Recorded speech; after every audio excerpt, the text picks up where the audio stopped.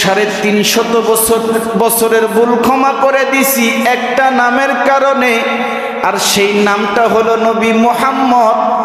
আদম যখন নাকি আরাফার ময়দানে আমার বন্ধুর নাম ধরে ডাক দিছে, আর যখন নাকি বলছে মালিক,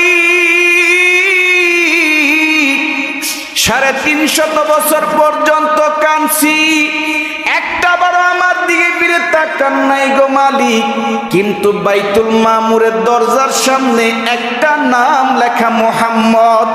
এই মুহাম্মদের খাতিরে মালিক মাফ করে দেন গো, আমি আদমের 350 বছরের ভুল সঙ্গে সঙ্গে ক্ষমা করে দিছি। এ মুসা, মুসা, মুসা রে, তুই যদিও মুহাম্মদকে চিনস না, কিন্তু এই মুহাম্মদকে চিনত তার জাতির পিতা ইব্রাহিম, তোর আদি পিতা আদম আমার এই বন্ধুরে চিনত। মুসা কয়, আল্লাহ, ও আল্লাহ, তোমার এই বন্ধুর এত দাম, ও আল্লাহ, তোমার এই বন্ধুর এত দাম, ও আল্লাহ, আমি তোমার কাছে একটা দরখাস্ত করতে চাই। কি?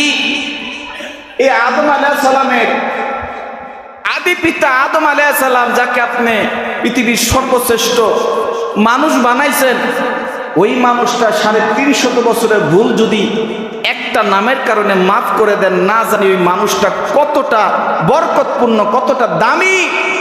ও মালিক, আমি ওই মানুষটার উম্মত হইতে চাই। আল্লাহু আকবার। আরো যারা বলেন।